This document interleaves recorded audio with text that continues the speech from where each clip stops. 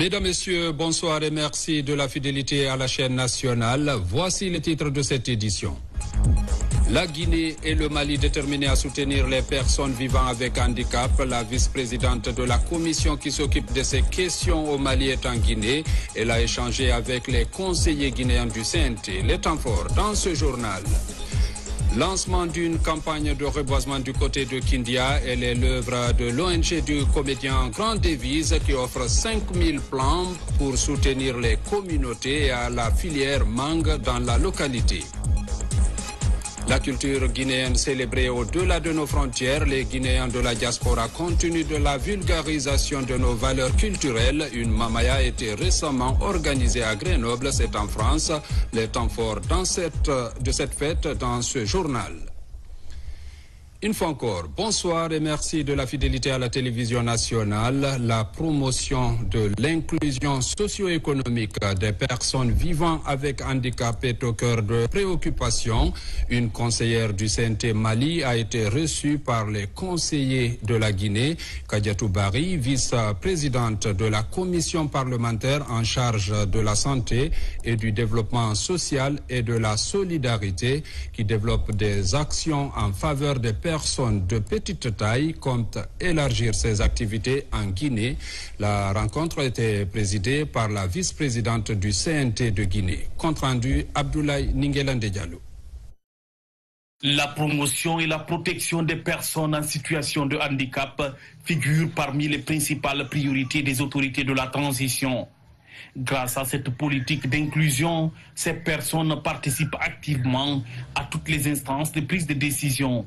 Pour faciliter l'ambition d'intégration sous-régionale de cette couche, la conseillère Kadiatou Bari du Conseil national de la transition du Mali, également présidente de l'association des personnes de petite taille de ce pays voisin, rencontre ses homologues de la Guinée et les membres des organisations guinéennes de défense des droits des personnes handicapées. Nous, à travers la transition, nous avons voté 2 lois pour les personnes handicapées, dont qui est le protocole à la Charte africaine des droits de l'homme et du peuple relatif aux droits des personnes handicapées, qui a été ratifié par le Conseil national de transition du Mali. La deuxième loi aussi, c'était sur la protection sociale, qui parle de l'invalidité, dont il y a un pourcentage pendant le concours d'entrée à la fonction publique, 15%. Donc, il y a cette loi aussi qui a été votée au Conseil national de transition. L'ambition de cette conseillère est de créer en Guinée une antenne de l'association des personnes de petite taille. L'idée est saluée par les conseillers nationaux guinéens. D'ailleurs, moi, je peux dire que c'est une opportunité parce qu'elle est honorable. Si elle pense que oui, elle peut élargir ses activités dans d'autres pays, franchement, c'est une opportunité que nous aussi, nous pouvons saisir. Nous saluons la démarche et nous savons ce que vous faites, chacun de vous ici. Je connais beaucoup d'entre vous qui se battent pour la survie, qui sont dans des activités génératrices de revenus. Mais nous sommes à l'écoute, nous sommes déjà dans la réflexion, voir comment apporter plus de soutien à vos différentes organisations. Je vous dis encore, saluer au nom du président et demander plus de solidarité, plus d'entente. Dans cette salle historique du 28 septembre du Palais du Peuple, les membres des organisations de défense des droits des personnes à mobilité réduite se sont également exprimés en faveur de la matérialisation de cette ambition. Et pour réussir ce pari en Guinée et au Mali, les 2 organes législatifs de la transition s'engagent dans une nouvelle dynamique de coopération parlementaire.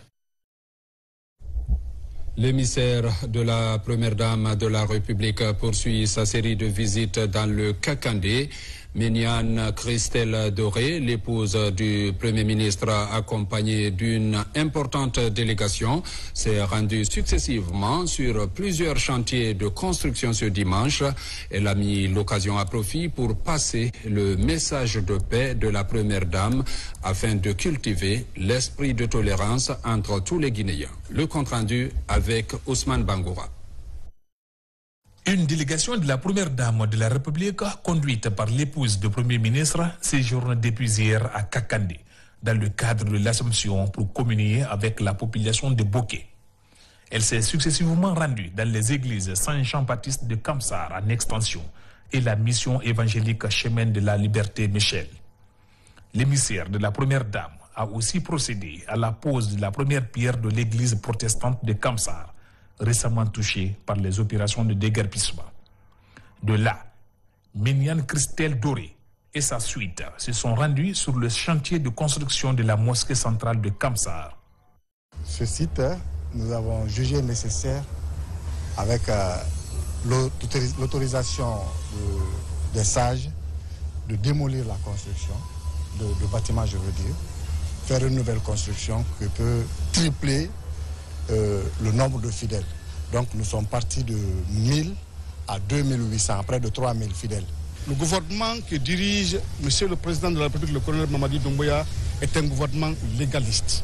Quand il prend des actes, et il assume. Et c'est pourquoi nous leur avons demandé de se calmer et de dire que la direction générale de Anaïm prendra toutes les dispositions pour incorporer la construction de cette église dans son plan d'action de rénovation de cette zone. Et aujourd'hui, chose faite. Pour Méniane Christelle Doré, la femme est le pilier de la famille et par extension de toute une nation. Occasion pour elle d'exprimer la gratitude des autorités de la transition pour les prières en faveur de la paix. Aujourd'hui, c'est la première dame, Madame Lauriane Doumbouya, qui m'envoie vers vous pour vous dire, femme de l'Église, homme de l'Église, qu'elle est de cœur avec vous. Car la Bible a dit, pleurez avec ceux qui pleurent, chantez avec ceux qui chantent. Et dans l'amour de Jésus-Christ, elle vous salue. Nous sommes venus aujourd'hui pour vous remettre l'enveloppe symbolique de la première dame pour le démarrage des travaux de votre église. Je profite de cette équation pour vous demander humblement de prier pour notre première dame, de prier pour son époux, le président de la République, et de prier pour l'ensemble du gouvernement, car c'est à Dieu qu'appartient la sagesse et l'intelligence. Juste après le chantier de construction de la mosquée, l'épouse du Premier ministre s'est rendue dans la famille de feu l'ex-première dame Henriette Conté, en concert du commerce, de l'industrie et des PME, de la promotion féminine, de l'enfance et des personnes vulnérables. Au nom de la première dame de la République, partout, le message est axé sur la consolidation de la paix et le vivre ensemble. Et puis l'amélioration des conditions d'existence des femmes à faible revenu en milieu rural se poursuit. La première dame de la République, à travers l'ONG Action Commune pour le développement durable, met un projet dans ce sens et plusieurs groupements féminins de la région forestière bénéficient de cet accompagnement. Reportage Salih Oupaï. Sur 711 groupements recensés par les points focaux dans diverses activités génératrices de revenus, 288 bénéficient de l'accompagnement financier de l'ONG Action Commune pour le développement durable ACDD en partenariat avec la microfinance Lanala. Le but est de soutenir les activités de développement économique de ces structures féminines afin d'améliorer les conditions de vie des femmes en milieu rural. Le fait que notre première dame, l'épouse de notre papa, le colonel Mamadi Doumbouya, qui a eu l'initiative d'appuyer les femmes par rapport à leur autonomisation en République de Guinée, et accompagnée par Madame Christelle, qui a eu l'initiative également de suivre les femmes. La Fédération des pisciculteurs de Guinée forestière, qui est composée de 598 femmes. Donc cette fédération a reçu un financement de 662 millions qui va être utilisé pour la construction d'une écloserie de silure clarias et de tilapia, et également une unité de fabrique d'aliments pour poissons. À titre de rappel du contenu des contrats, Les groupements de femmes doivent bénéficier des prêts dont les montants varient selon les dimensions de leurs activités.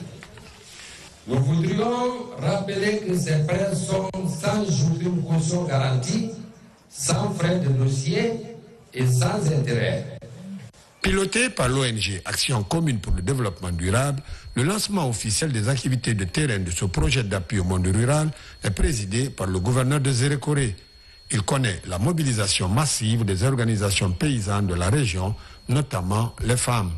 Remise officielle des fonds d'accompagnement de nos labos groupements de femmes qui œuvrent sans relâche pour l'amélioration des conditions de vie de nos populations à travers les activités génératrices de revenus qui naturellement concourent à l'autosuffisance alimentaire.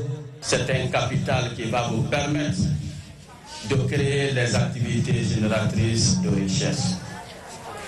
Cette richesse que vous allez obtenir vous permettra de lutter contre la pauvreté parce qu'on estime qu'une femme est une couche qui est essentiellement vulnérable. Cet appui financier devrait booster les activités économiques de ces organisations paysannes en vue d'une amélioration substantielle des conditions de vie dans l'arrière-pays.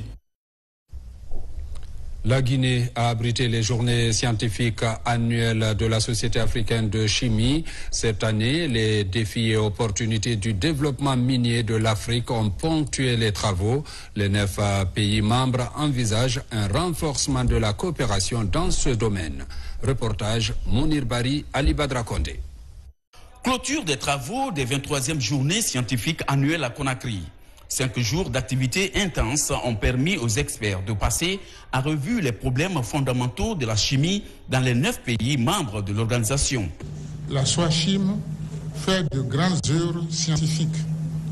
Le gros problème de la SOACHIM, c'est le plateau technique. C'est pourquoi de cette tribune, je lance un appel vibrant à tous ceux qui nous dirigent pour que les différents laboratoires de recherche de la SOACHIM soient dotés du matériel scientifique nécessaire pour que nous puissions aller de l'avant. Les 23e journées scientifiques annuelles de Conakry ont été également une occasion pour les participants de revenir sur les acquis et les perspectives de l'organisation. Des efforts ont été consentis par l'organisation, par exemple, la promotion des sciences. Malgré quelques avancées, les défis restent encore à relever par les acteurs. Il s'agit pour les spécialistes de réfléchir à donner des orientations pertinentes pour insuffler un nouvel élan au sein des pays membres de l'institution. Le département est très honoré, encore une fois, de se battre au quotidien pour que la Guinée, notre pays, revienne au sein des instances internationales et nationales dans les domaines de l'enseignement, de la recherche et de l'innovation. Il faut que la Guinée reprenne sa place.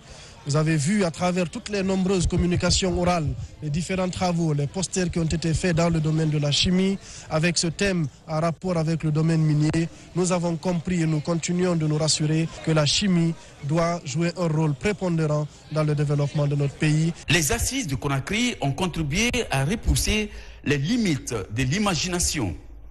Tous s'accordent que la chimie joue un rôle crucial dans le développement durable des États membres de l'organisation. Volet développement local, les jeunes de la préfecture de Guékédou s'organisent pour contribuer à l'émergence de leur localité. L'Union des ressortissants et amis de Guékédou était ce week-end face à la presse pour dérouler leur plan d'action.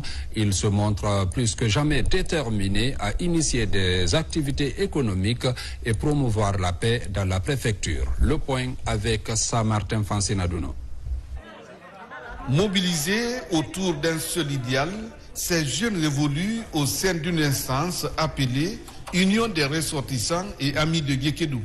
Tous mesurent l'enjeu de se mettre ensemble pour contribuer au développement de leur préfecture. Animés de la volonté de préserver les acquis des autorités, ces jeunes, issus de toutes les obédiences religieuses et de la communauté, réfléchiront à des projets de développement et aux mécanismes de promotion et de consolidation de la paix dans leur localité. Les projets, il y en a beaucoup, mais maintenant sous la main, on a notre projet de construction d'une bibliothèque, dont on a une grande quantité de livres qui sont moi à ma disposition. Doter aussi les mosquées des bouloirs. Et là aussi, on en a dans notre magasin.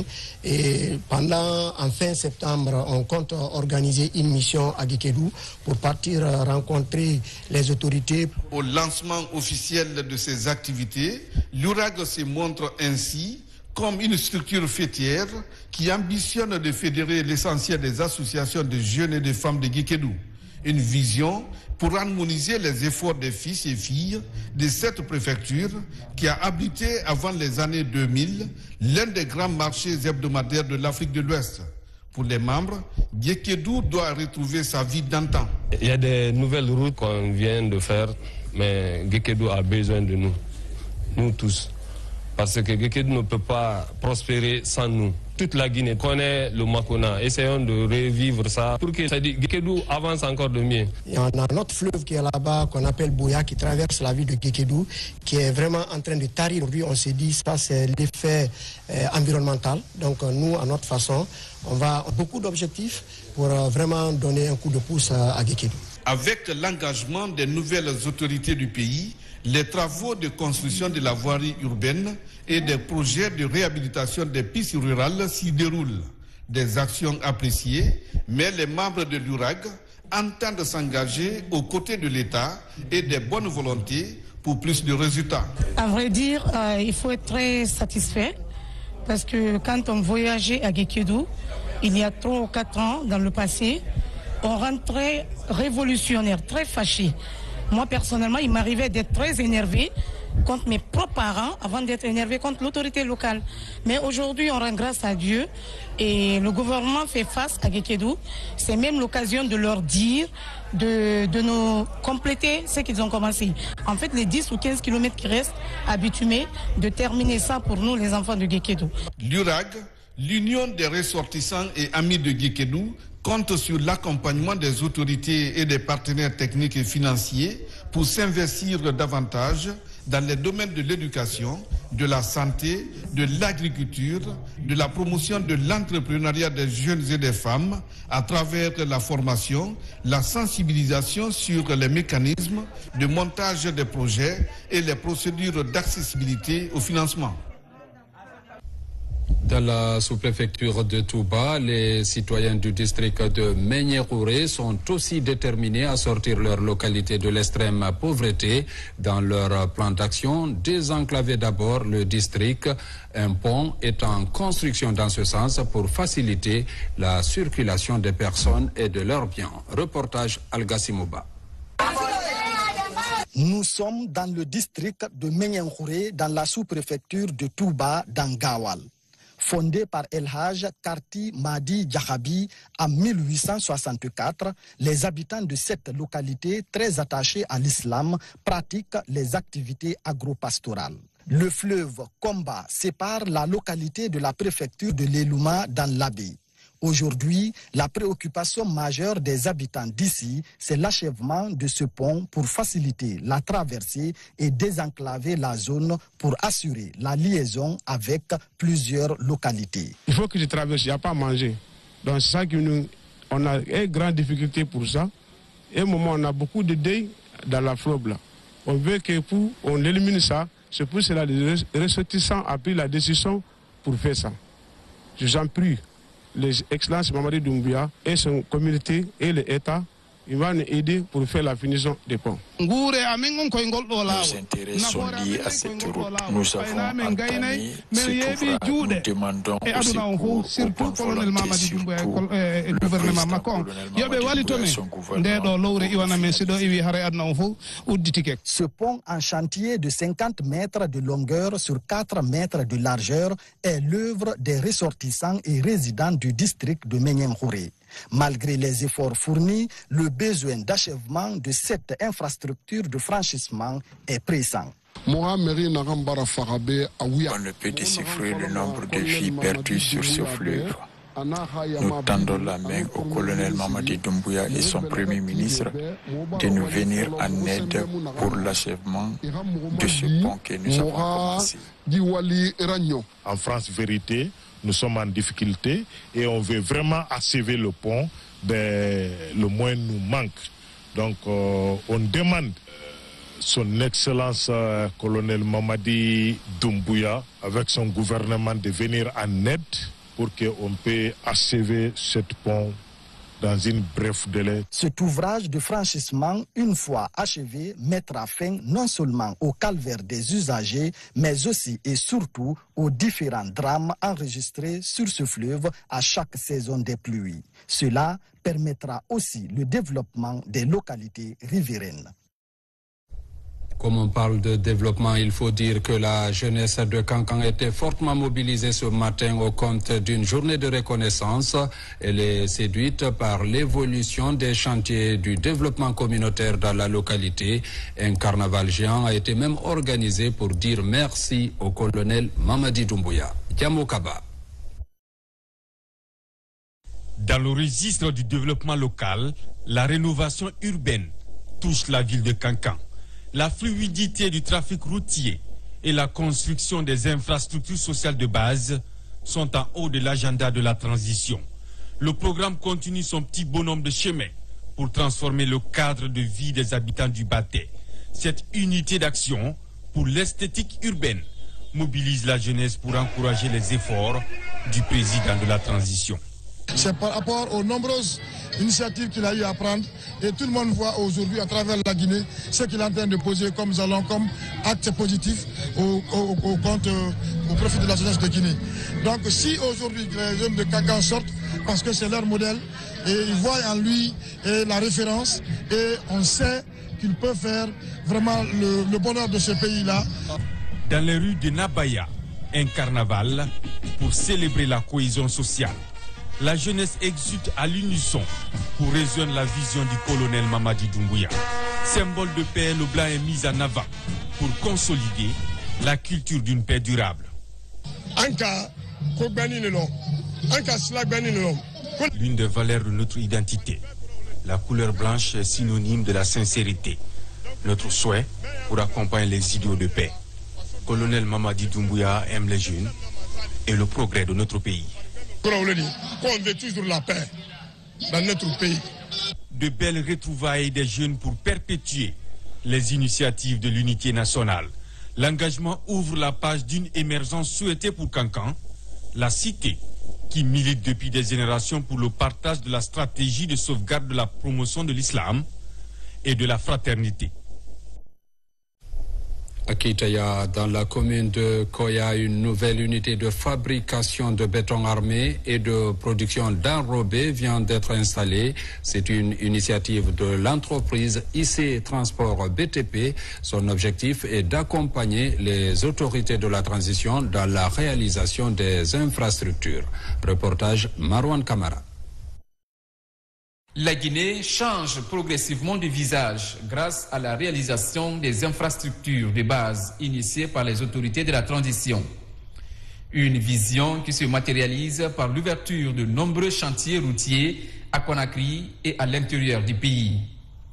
IC Transport BTP s'inscrit dans cette dynamique pour contribuer au développement du pays. Après l'acquisition, il y a quelques mois, du finisseur d'INAPAC, un équipement ultra-moderne dans la construction routière, cette entreprise vient encore d'installer une unité de fabrication de béton armé et de production d'enrobés à Kitaya dans la préfecture de Koya. 80% du personnel de IC Transport est jeune, ce qui est déjà un avantage. IC Transport participe aussi aux événements publics de formation à travers des partenariats, des sponsorings et pourquoi pas organiser nous-mêmes des formations pour des sortants ou des diplômés des différentes universités de la place. L'installation des centrales va permettre de faciliter la production et l'approvisionnement des chantiers tout en répondant aux exigences croissantes des marchés locaux en béton armé de haute qualité. Auparavant, vous voyez là-bas derrière, il y avait les bétonnières auxquelles on travaillait. Qui dit bétonnière dit que sa capacité journalière est minime. Avec la centrale, comme vous avez tantôt, 50 mètres/heure, en une journée de travail, on peut faire beaucoup de choses même au fait que les bétonnières ne pouvaient pas faire en une journée de travail.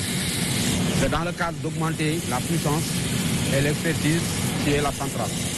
Parce qu'il dit centrale, dit une grande quantité de béton. Alors la mine centrale à béton te permet de connaître la dose réelle du béton, la qualité et plusieurs autres éléments qui rentrent en jeu, comme tous les ingénieurs de BTP le savent. Ça aussi, c'est ça qui nous permet d'avoir la centrale d'enrobé. C'est-à-dire l'enrobé, c'est ce qu'on appelle chez nous sur le goudron. Le truc noir qu'on met sur la chaussée. C'est cet équipement qui nous permet d'avoir cet enrobé. L'autre là nous permet d'avoir le béton.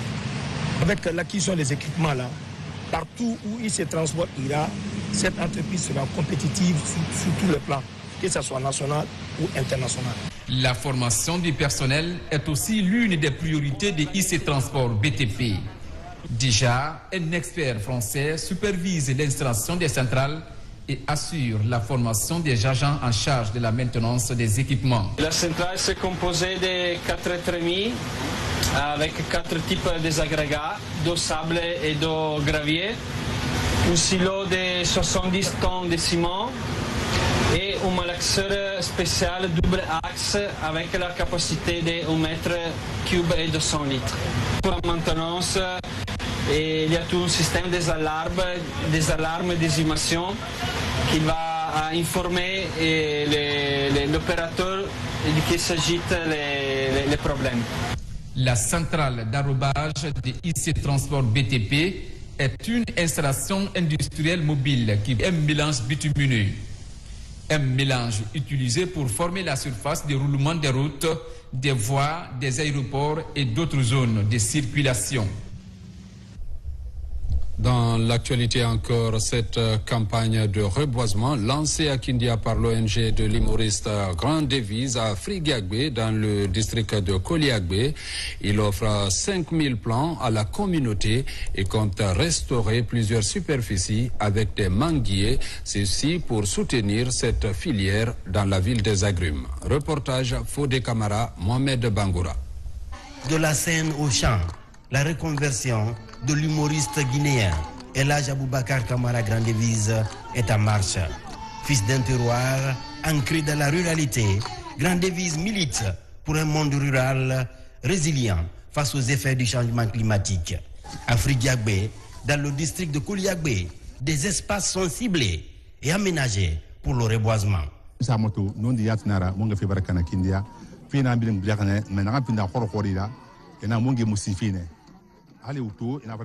À Kindia, les gens nous ont dit que les agriculteurs ont abandonné la culture de la mangue et du reboisement. On a mené nos enquêtes et on a trouvé que cela est une vérité. C'est pourquoi nous avons organisé un festival de mangue pour montrer l'importance de la mangue. Sur le terrain, le comédien activiste et son équipe s'activent pour matérialiser cette action. D'où le lancement officiel de cette campagne de planting de 5000 pieds de mangue dans la ville de Mangakindi Camara. Le cas de Aboubacar Camara dit Grand Devise, il nous a prouvé, il a dit et il a fait. Le jour, n'est-ce pas, du trophée, il a dit que je vais donner à la communauté, n'est-ce pas, de Kindia 5000 pieds de manguier. Et voilà aujourd'hui que nous sommes sur le terrain. Heureusement pour nous, c'est Frigagbe qui a remporté. Précisément Koliagbe, il a promis à la jeunesse. Et on vient aujourd'hui faire, n'est-ce pas, la pause, n'est-ce pas, de cette première. C'est un bel exemple. Cette initiative de sauvegarde de l'environnement et de promotion des cultures fruitières, comme la mangue, est appréciée à plus d'un titre par les habitants et les autorités locales de Koliagbe et de Frigagbe. Une commune rurale dont l'écosystème se dégrade à cause des feux de brousse et la coupe abusive du bois pour la production du charbon. Je demande aux habitants de cette localité de prendre soin, éviter aussi la coupe abusive des bois et des feux de brousse. La mangue est notre identité. Nous prenons l'engagement que cette plantation sera entretenue et que nous ferons toutes nos possibilités pour que la sous-préfecture de Frigagbe soit le levier de cette campagne de plantation de manguiers. Célèbre sous le sobriquet Devise, El Hadj Aboubacar Camara a plusieurs cordes à son arc. Il est très actif au niveau de la société civile, mais aussi fondateur d'écoles et promoteur culturel. En même temps, initiateur du Festival de Mangue de Kindia. Ce fils du terroir œuvre inlassablement pour le développement de la région de Kindia. Autre action, et non des moindres, de ce comédien multitâche, la promotion du vivre ensemble.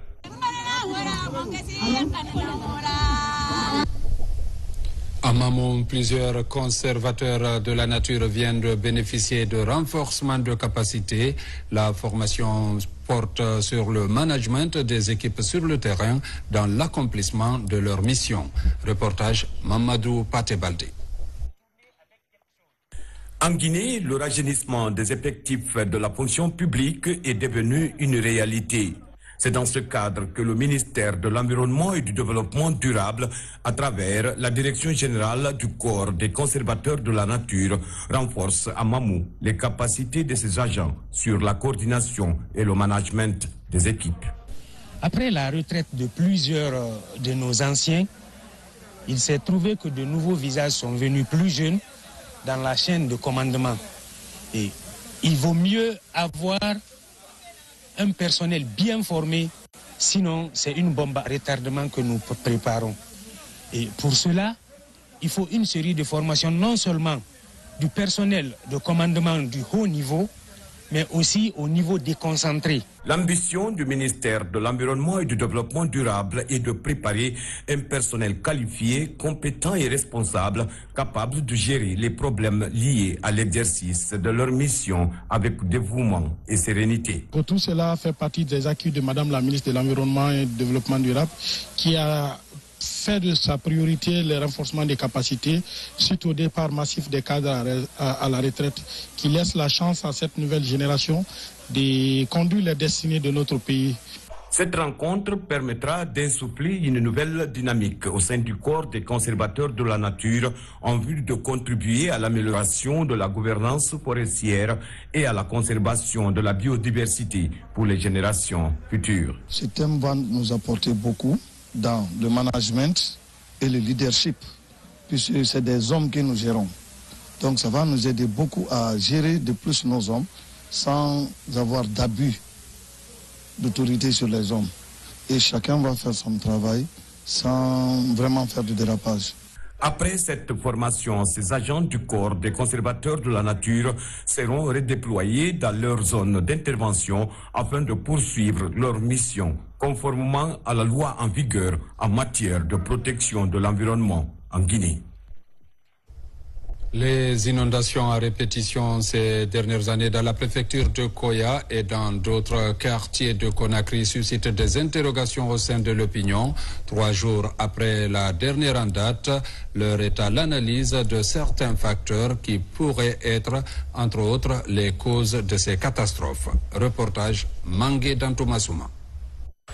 Au sujet des inondations successives à Koya, les spécialistes estiment que l'impact des actions humaines sur la nature serait l'une cause réelle de l'aggravation des conséquences de ces calamités à répétition dans la préfecture de Koya. Ce qui est la cause principale, ça c'est l'occupation anarchique de la population. Avec les bas-fonds, ça a des limites. L'emprise des bas-fonds, ça n'a pas moins de 500 mètres. Les gens sont venus aujourd'hui construire jusqu'à dans le lit même du marigot.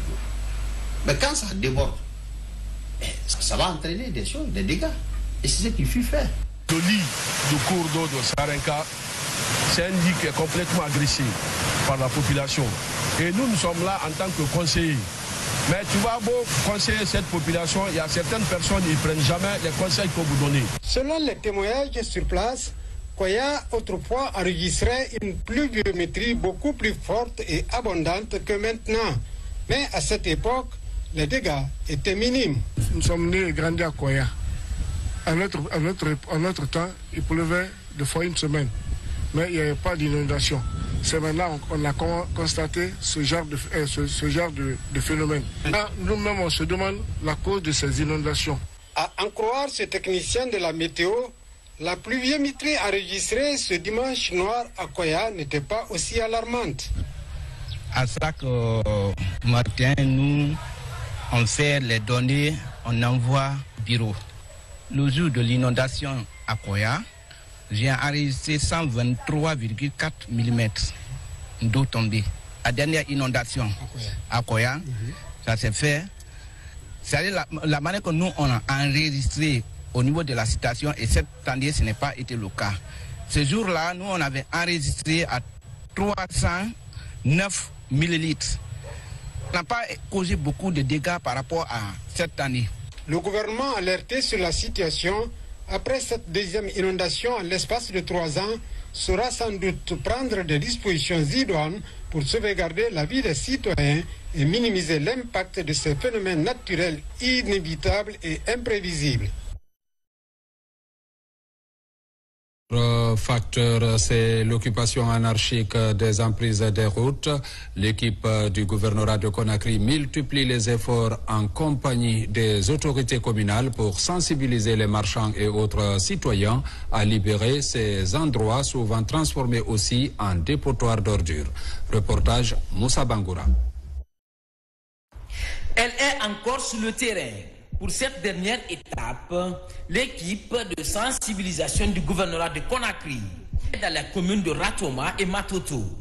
Des messages sont transmis dans les différentes langues nationales aux occupants à libérer les emprises.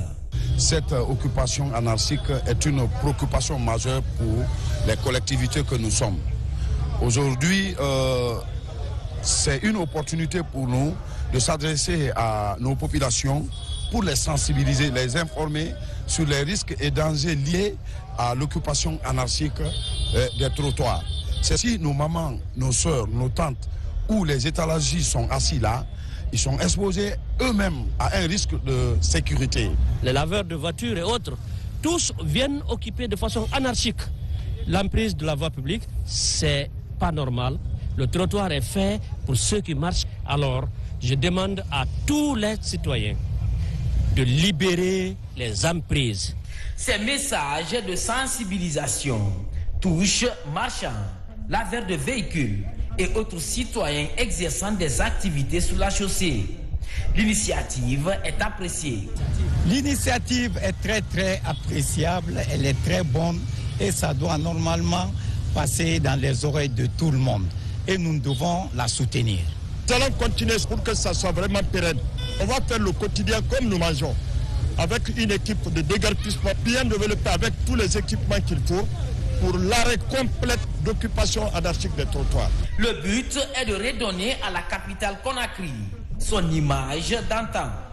À partir de la semaine prochaine, l'équipe de déguerpissement sera mise en branle dans les différentes communes pour corriger d'éventuelles erreurs d'urbanisation qui provoquent des drames récurrents. Renforcement des capacités des journalistes, 120 acteurs des médias publics et privés en activité dans les régions naturelles apprennent des notions d'éthique et de déontologie, ceci pour améliorer leur démarche dans le traitement des sujets sensibles et promouvoir la réconciliation nationale dans le pays. Reportage Sarafdine Diallo, Sona Sagno. La réconciliation nationale est un processus essentiel dans les pays post-conflit ou en période de transition politique. En tant que vecteur d'information et de sensibilisation auprès du public, les médias jouent un rôle crucial dans la promotion de la réconciliation. Pour un processus de réconciliation réussi, le bureau ONUDH envisage de mettre en œuvre un programme de formation en direction des journalistes des médias publics et privés en activité à l'arrière-pays. En tant qu'ONU des droits de l'homme ainsi que le gouvernement de la Guinée de manière générale, c'est d'assurer à travers ce procès à lutter contre l'impunité et à la cohésion sociale. Et une certaine couverture médiatique peut biaiser cet objectif-là que nous cherchons. Nous pouvons faire en sorte que les articles de presse, la couverture de ce procès puissent contribuer à une cohésion sociale et à une compréhension commune que ce procès est juste pour lutter contre l'impunité et de permettre aux victimes d'obtenir réparation. Nous avons été outillés sur les notions de droit, sur les arts journalistiques, sur la présomption d'innocence, sur beaucoup d'autres choses. Et nous rentrons très outillés par rapport à la couverture, même pas seulement ce procès du 28 septembre. L'objectif de cette formation est de renforcer les capacités des journalistes dans le domaine de la réconciliation. Pour atteindre ce but, il est impératif de fournir des connaissances et des compétences nécessaires pour couvrir de manière responsable et équilibrée les audiences du procès des événements du 28 septembre 2009. Mes sincères remerciements et mes encouragements au bureau du Haut Commissariat des Nations Unies aux droits de l'homme en Guinée pour l'organisation de cet atelier de renforcement de capacités à l'intention des journalistes en faveur d'une réconciliation nationale inclusive en Guinée. Mon apport, c'est de restituer ce que j'ai appris ici avec les confrères venus des régions de la baie notamment et de Mamou, de plusieurs localités du Fouta précisément. Donc, c'est de restituer ce qu'on a appris. Lors des assises nationales pour la réconciliation en Guinée, plusieurs citoyens se sont exprimés sur la nécessité de faire la lumière sur des douloureux événements de violation des droits humains qui ont jalonné l'histoire de la République de Guinée. En plus bref, à Koya, dans la sous-préfecture de Manéa, dans le district de Kassonia, un court-circuit serait à l'origine d'un incendie qui a causé d'importants dégâts matériels. Pas de pertes en vies humaines, mais des blessés, dont une grièvement, ont été enregistrés. Grâce à l'intervention des voisins, les victimes ont été sauvées.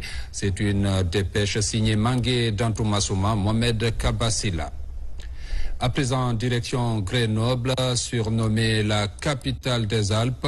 Là-bas, vous allez le voir, la diaspora guinéenne s'est fortement mobilisée derrière les valeurs de cohésion et de développement socio-économique de la mère patrie. Des retrouvailles périodiques de l'événement surnommé la Mamaya internationale de Grenoble, qui a sa 5e édition, les échos avec Alia Dion Keita et Fodé Camara. Le Sili Junior Dame emboîte les pas de l'équipe masculine. Ces filles ramènent la médaille d'or du tournoi continental d'Abidjan avec un parcours sans faute.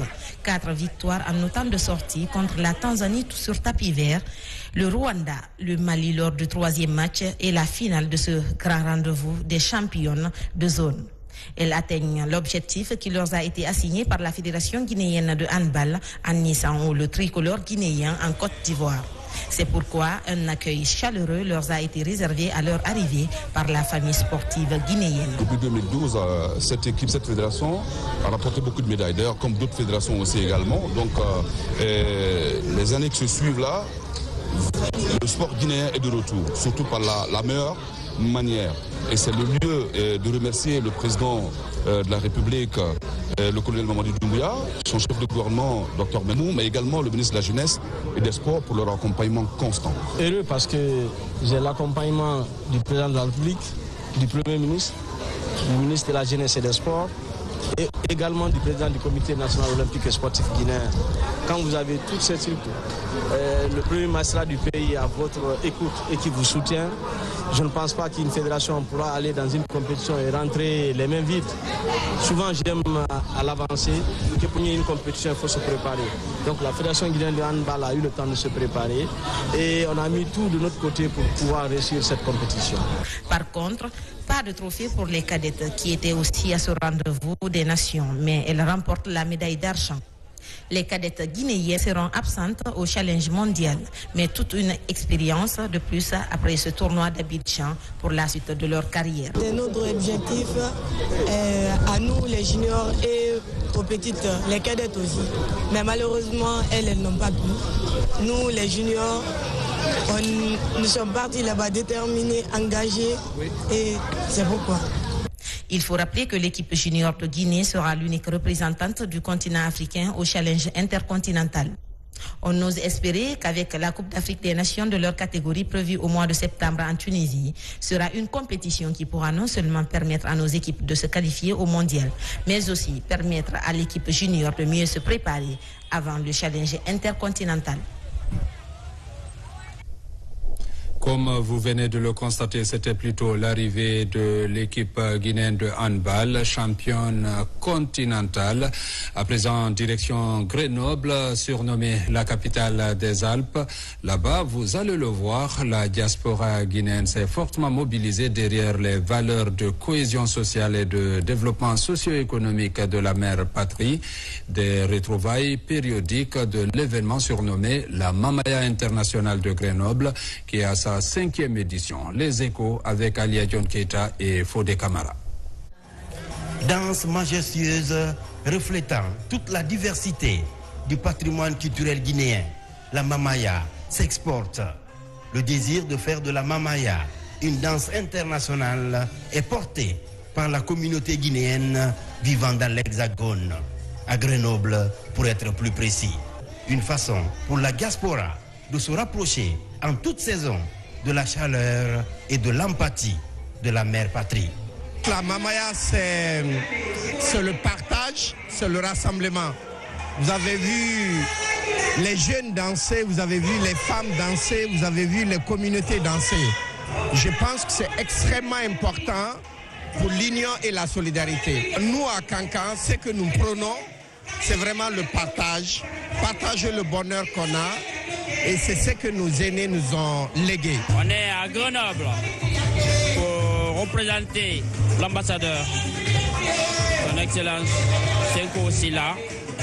Après l'événement de Kankan, où le président a pris part, où tous les Guinéens se retrouvaient, c'est toujours un plaisir d'être avec tout le monde ici.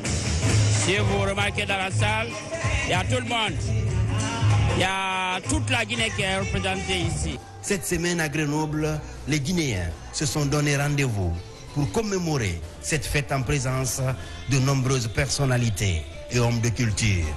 De la couleur des tenues à la chorégraphie minutieuse des pas de danse, la Mamaya est une danse d'élégance qui impose une certaine unité d'action. J'ai été très touchée par le fait que la Guinée est notre pays à tous. Mais ce qui m'a profondément touchée, c'est du fait qu'on est tous loin et qu'on se retrouve autour de cet idéal qui s'appelle la Mamaya, qui fait la fierté de notre pays. Et ça, c'est vraiment à féliciter et c'est extraordinaire. Les initiateurs de cette plateforme fédératrice comptent poursuivre cet élan visant à rassembler de façon périodique les Guinéens de France et du reste de l'Europe et même au-delà. Une envie irrésistible de continuer le combat au terme de cette 5e édition de la Mamaya de Grenoble. Nous sommes à Grenoble à la Grande Mamaya Internationale 5e édition. Et aujourd'hui, il faut savoir que la Mamaya au-delà de la Guinée est devenue un événement incontournable. Et nous, dans notre belle région qui est la région Rhône-Alpes-Auvergne, et il faut savoir que notre communauté, notre diaspora, la communauté guinéenne, a quadruplé dans cette région. Donc il y a beaucoup de familles, il y a beaucoup des enfants. Et nous, notre objectif, à travers la Mamaya, valoriser notre culture, transmettre le message à nos enfants qui sont nés ici. Les artistes Tiranké Sidimé et Kandiakora ont animé cette soirée dans une ambiance festive. Une façon pour ces artistes, tête d'affiche de la Mamaya de Grenoble, de contribuer à perpétuer la tradition. Mesdames, Messieurs, c'est la fin de cette édition. Merci de l'avoir suivi et bonne suite de programme sur la RTG.